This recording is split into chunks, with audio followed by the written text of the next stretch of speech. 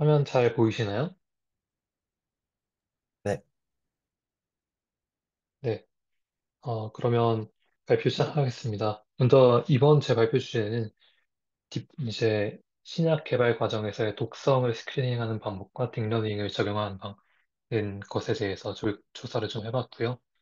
원래는 제가 리뷰 논문 하나 좀 긴 걸 가지고 그거 하나만 커버하려고 했는데 그 논문의 생각보다 내용들이 재밌는 게 많이 있지가 않아서 그냥 전반적으로 주제에 대해서 한 대여섯 개 정도 논문을 참고해서 한번 구성을 해봤어요.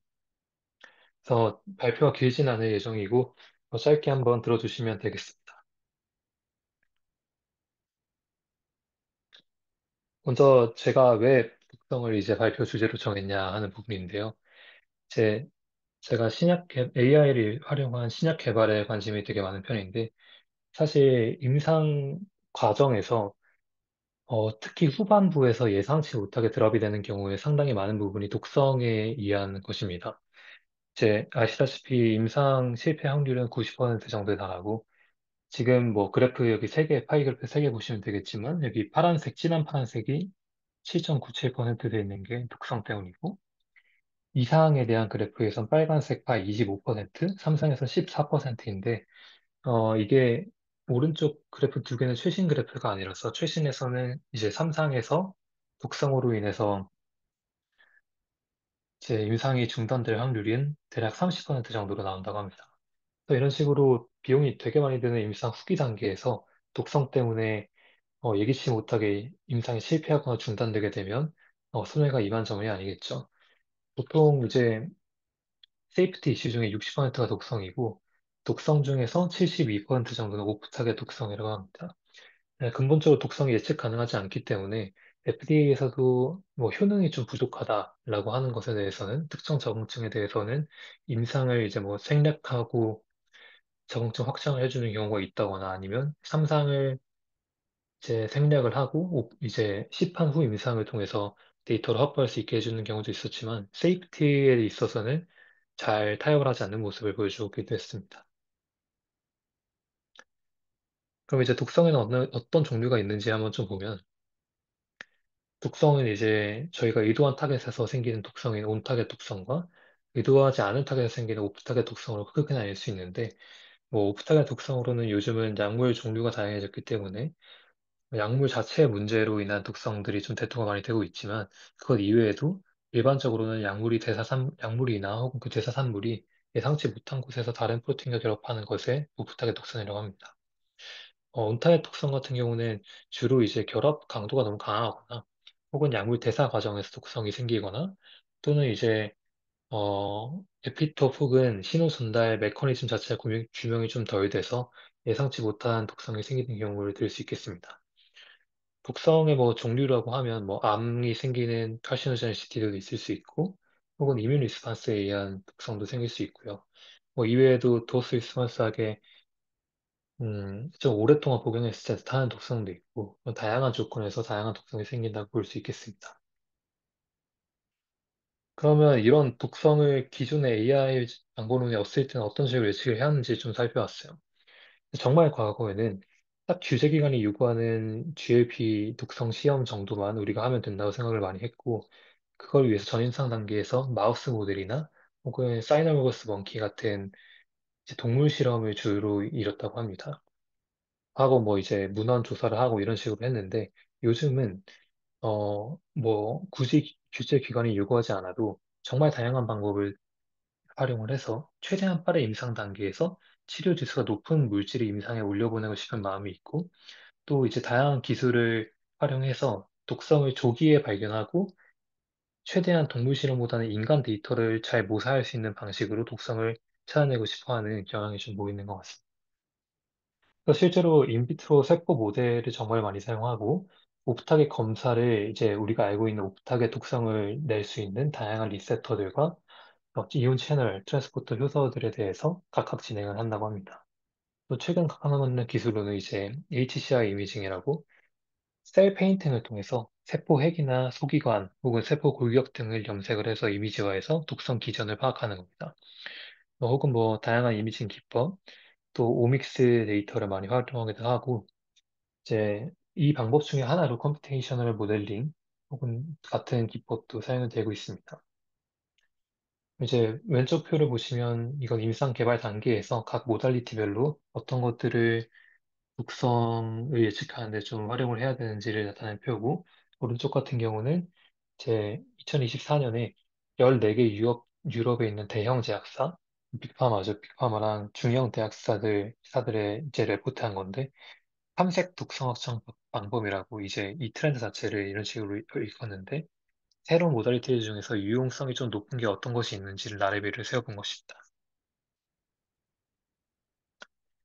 그럼 이제 이런 전반적인 큰 흐름 하에서 AI를 어떤 식으로 활용하는지 좀 알아보면 다음과 같은데요.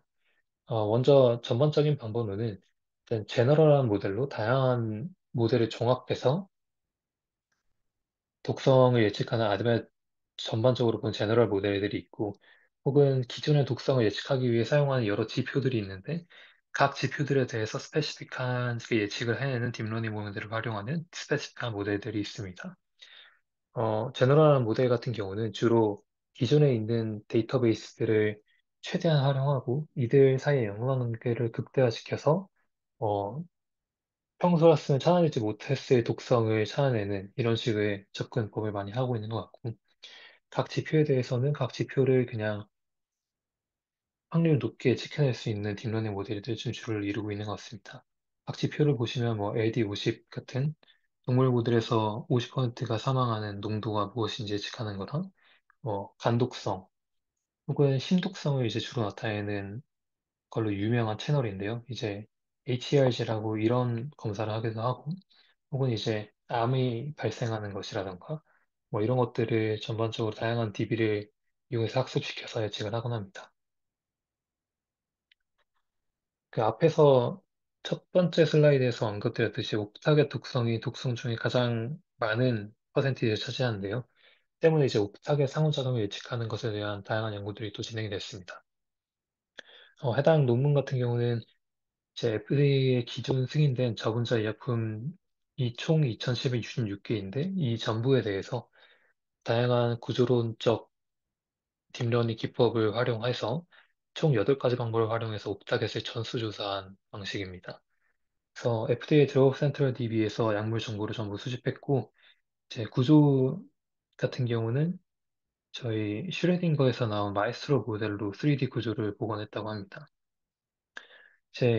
다양한 외부 DB와 툴을 참고해서 약물 표적 이제에 대한 DB를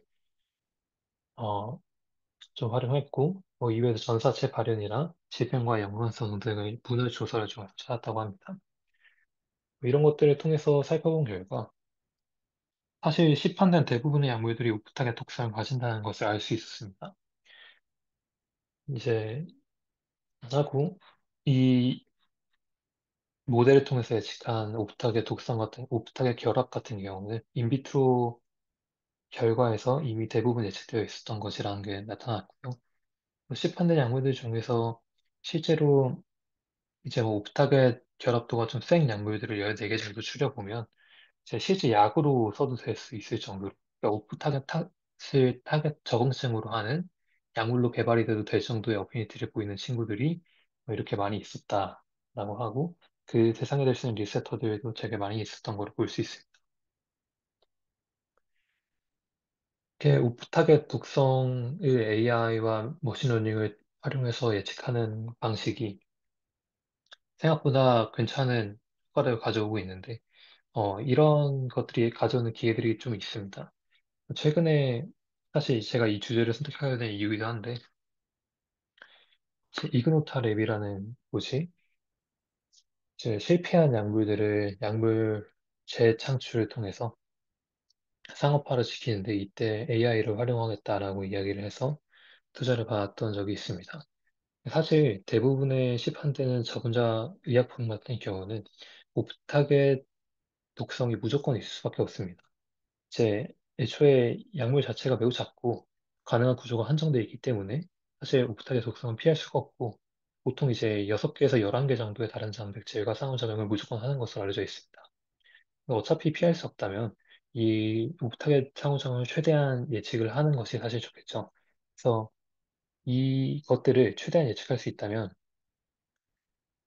방금 보였던 이제 14개의 약물들처럼 충분히 높은 어피니티를 가진 약물이 있다면 해당 적응증으로 약물을 재창출할 수도 있을 거고 이외에도 이제 다양한 방법론을 통해서 임상에 떴던 이유를 저희가 추론을 해볼 수도 있는데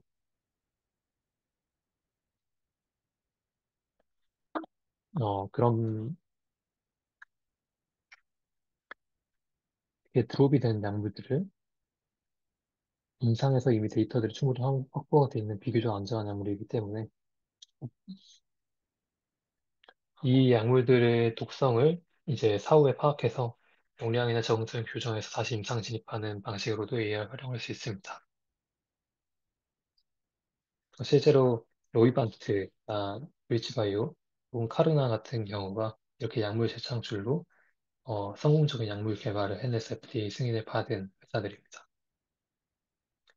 이외에도 독성을 예측하는 모델로 설명 가능 모델들도 연구가 좀 되고 있는데 그중에서 최근에 NPJ 온콜로지 네이처에 실린 논문을 하나 가져왔습니다. 다소 도전적인 방법론이긴 한데 이제 신호대사 전달이나 대사, 유전자 조절 같은 하위 계층을 여러 가지 우리가 알고 있는 지식을 통해서 레벨을 좀 세워보고 이제 딥러닝을 통해서 세포를 모델링하는 방식인데요. 이제 세포의 상태와 동력학을 전반적으로 모사할 수 있는 통합 모델을 구축하자라는 방식입니다. 그래서 인풋 값으로 이제 베이살 진 익스프레션이랑 뮤테이션이 어떻게 있는지, 혹은 어떤 리간드들이 있고, 어떤 영양 상태가 있고, 아니면 또 어떤 드러그들이 어떤 농도로 이제 투여가 되는지 같은 것들을 넣고, 이런 오믹 데이터들을 다 넣은 다음에 피치 익스트랙션해서 나오는 상태 벡터를 RNN으로 되모임시키면서 반복하면 시간의 변화에 따른 이제 셀의 상태를 모델링할 수 있다고 합니다. 이런 방식을 통해서 평형 상태에 도달하는 경우 해당 아웃풋을 이제 실제로 뭐 해당 약물을 처리하면 해당 셀이 어떤 식으로 변화하는가와 동치로 간주를 한다는 거고요. 이런 방식으로 이제 독성을 예측하는 방식도 연구가 되고 있습니다. 하지만 근본적인 문제점들이 조금 있는데 일단 저희가 AI를 활용하기 때문에 데이터가 없으면 프리딕션을 할 수 없다는 게 가장 큰 문제입니다. 하지만 저희는 약물과 타겟에 대한 구조적이나 대사적 지식이 아직 상당히 부족한 상황이고, 또 이제 보고된 바가 없는 세이프티 이슈에 대한 독성은 근본적으로 어떠한 방식을 활용해도 예측이 좀 힘든 것 같습니다. 반면 이제 챌린지들이라고 하면 데이터, 데이터셋의 문제를 가장 크게 들 수 있는데, 대부분 공개되는 오픈 데이터셋들은 품질과 다양성 측면에서 뛰어나지 않은 경우가 많은 것 같습니다. 하지만 이제 충분한 크기와 유용도를 가진 통합된 융합 데이터셋은 대부분 빅파마들과 CRO들의 자산이기 때문에 공유가 잘 되지 않아서 사일로가 있다는 게 가장 큰 문제인 것 같습니다. 또한 이제 해석 가능성 같은 경우는 큰 문제가 될 수 있는데 정확히 그래서 어떤 구조가 어떻게 상호작용을 해서 어떤 독성을 일으키는지를 설명을 해서 저희 지식을 확장할 수 있는 방법은 아직까지는 없기 때문에 이런 것들이 좀 한계점으로 남아 있을 것 같습니다. 그래도 전반적으로 독성에 대한 예측의 패러다임 자체가 조금 많이 바뀌어 있습니다. 기존에는 독성에 대한 의학 지식 창출이 주로 어쨌든 트라이얼 앤 에러에 의존하는 수밖에 없었는데 결론적으로 인간 대상에 투여를 해보고 반응을 관찰하는 것에서 크게 벗어나지 않았던 것 같아요. 하지만 이제 미래에는 데이터 기반으로 방대한 데이터셋을 활용해서 코릴레이션을 극대 이제 최대한 AI를 활용해서 알아채고 실패 확률을 낮추고 거기에 더해서 레이셔널한 설명을 도출해서 실패 원인을 파악하는 데까지 나아가고 있다고 합니다. 그렇다면 트라이얼의 역할을 좀 줄이고 근거와 데이터 기반으로 약물의 성능과 독성의 예측 가능성을 높이는 방향으로 나아갈 가능성이 있다고 제 생각들을 많이 하는 것 같습니다. 실제로도 몇 가지 약물들에 대해서는 과학과 예측이 서로한 경우에 FDA는 가끔씩 트라이얼을 면제해 주거나 혹은 인간 대상의 데이터가 하나도 없음에도 불구하고 적응증을 확정할 수 있도록 해주는 사례가 몇 가지 있었습니다. 이런 것들을 보면 이제 AI와 머신러닝을 활용한 약물의 독성 예측이 생각보다 큰 의미가 있을 수 있겠다는 생각을 하면서 마무리하게 됐습니다. 참고한 논문들은 다음과 같습니다. 발표 마치겠습니다.